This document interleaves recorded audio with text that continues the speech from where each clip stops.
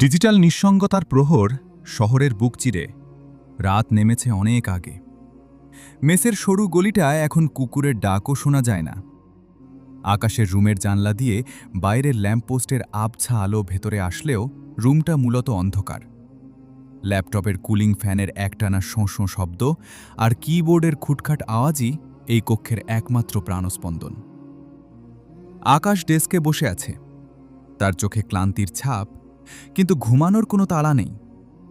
23 বছরের এই তরুণ ফ্রিল্যান্সারটি নিজের ক্যারিয়ার গড়তে এতটাই মগ্ন যে সে ভুলেই গেছে তার শরীরটাও একটা যন্ত্র যার বিশ্রাম প্রয়োজন। একটি আহ্বান ও বিবেকের দংশন। রাত 1:45। ল্যাপটপ বন্ধ করে আকাশ বিছানায় গা এলিয়ে দিল। অভ্যাস অনুযায়ী হাতের ফোনটা চোখের সামনে তুলে ধরল। ঠিক তখনই হোয়াটসঅ্যাপে একটা নোটিফিকেশন এলো। আরমান, আকাশের ছোটবেলার বন্ধু। আরমান লিখেছে, দোস্ত, এখনো অনলাইনে? রাত তো শেষ হয়ে এলো। ফজরের জামাতে কি তোকে পাবো? অনেকদিন একসাথে মসজিদে যাওয়া হয় না। আকাশ কিছুক্ষণ মেসেজটার দিকে তাকিয়ে থাকল। তার মনে পড়ল ছোটবেলায় বাবার হাত ধরে ভোরে মসজিদে যাওয়ার সেই দিনগুলো। কিন্তু এখন তার ভোর হয় বেলা 11টায়। একটা দীর্ঘশ্বাস ফেলে সে টাইপ করল, দোস্ত, শরীরটা আজ ভালো লাগছে না, পরে একদিন নির্ঘাত যাব, একটু গুছিয়ে নেই সব। শয়তানের প্রলেপ ও দীর্ঘসূত্রিতা। আকাশ মনে মনে ভাবল, এখনই তো কাজ করার বয়স, নামাজ কালাম তো শেষ বয়সেও পড়া যাবে। কত মানুষ তো 60 বছর বয়সে তওবা করে জান্নাতি হয়। এই ভবিষ্যতে ভালো হব, এই চিন্তাটাই যেন তাকে একটা মায়ার চাদরে জড়িয়ে ফেলল। সে আরমানের মেসেজটা এড়িয়ে গিয়ে ফেসবুকের নিউজ ফিড স্ক্রোল করতে শুরু করল। একের পর এক অর্থহীন ভিডিও আর মিম দেখে সে নিজের মূল্যবান সময়গুলো নষ্ট করতে লাগল। অথচ কিছুক্ষণ আগেই সে বন্ধুকে বলেছিল যে সে খুব ক্লান্ত।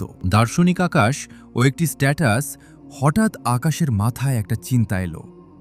সে ভাবল, ফেসবুকে নিজের ভাবমূর্তি বাড়ানোর জন্য গভীর কিছু লেখা দরকার। সে স্ট্যাটাস বক্স খুলল। অন্ধকার ঘরে মোবাইলের নীল আলো তার মুখে এক অদ্ভুত আভা তৈরি করেছে। সে লিখতে শুরু করল, আমরা মানুষরা বড় অদ্ভুত। আমরা ভাবি আমাদের হাতে অফুরন্ত সময় আছে। আমরা জীবনের পেছনে ছুটতে ছুটতে জীবনটাকেই ভুলে যাই। কিন্তু আসলে সে ভাবছিল বাক্যটা কিভাবে শেষ করবে। সে চাচ্ছিল এমন কিছু লিখতে যা দেখে সবাই লাইক আর লাভ রিয়্যাক্ট দিবে। প্রথম যন্ত্রণার আঘাত ঠিক 2:05 আগে। হঠাৎ আকাশের বুকের বাম দিকটায় একটা অদ্ভুত শিরশিরানি অনুভূত হল। সে ভাবল, হয়তো সোফায় বসে অনেকক্ষণ কাজ করার ফলে পিঠে বা বুকে টান লেগেছে। সে একটু নড়ে চড়ে বসার চেষ্টা করল, কিন্তু কয়েক সেকেন্ডের মধ্যেই সেই শিরশিরানি এক ভয়াবহ যন্ত্রণায় রূপ নিল। মনে হল কেউ যেন তার হৃৎপিণ্ডটাকে একটা জ্বলন্ত সাঁড়াশি দিয়ে সজোরে চেপে ধরেছে। তার কপালে মুহূর্তেই বিন্দু বিন্দু ঘাম জমতে শুরু করল। বাঁচার আপ্রাণ লড়াই, আকাশ বিছানা থেকে নামার চেষ্টা করল।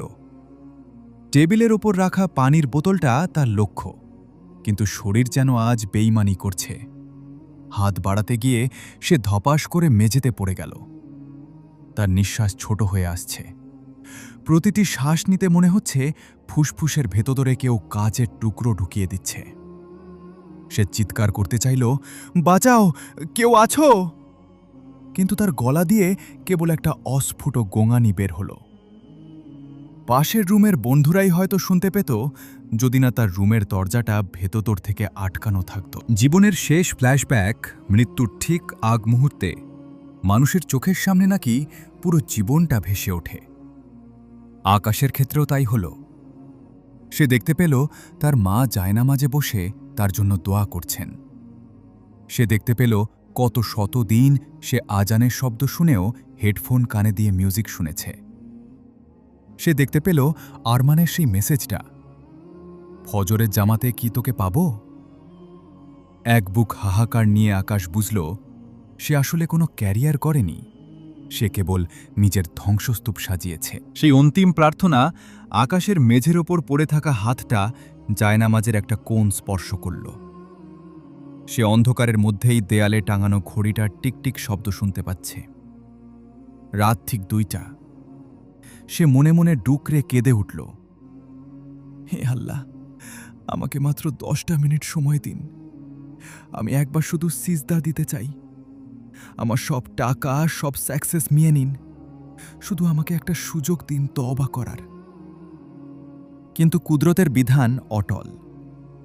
পরীক্ষার সময় শেষ হয়ে গেলে আর 1 সেকেন্ডও কলম চালানো যায় না। নীরব প্রস্থান ও একটি অসমাপ্ত বাক্য আকাশের শরীরটা ধীরে ধীরে নিস্তেজ হয়ে এলো। তার চোখগুলো মেঝের দিকে স্থির হয়ে রইল।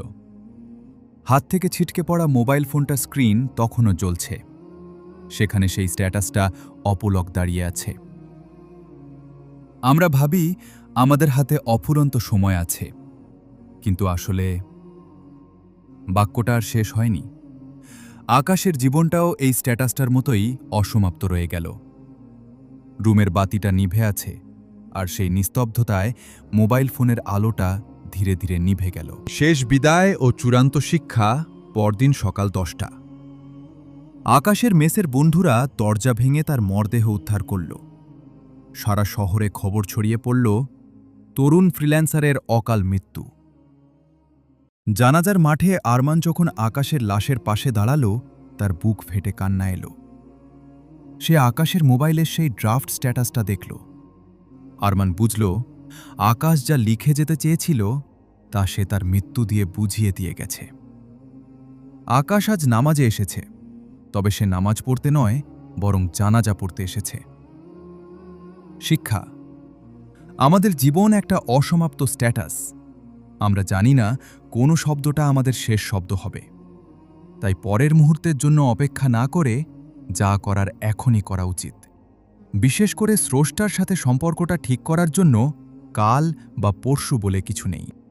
আমাদের ভিডিওটি যদি ভালো লাগে তাহলে অবশ্যই চ্যানেলটি সাবস্ক্রাইব করবেন, আর আপনাদের মতামত জানাতে অবশ্যই ভিডিওর নিচে একটা কমেন্ট করে মতামত জানাবেন।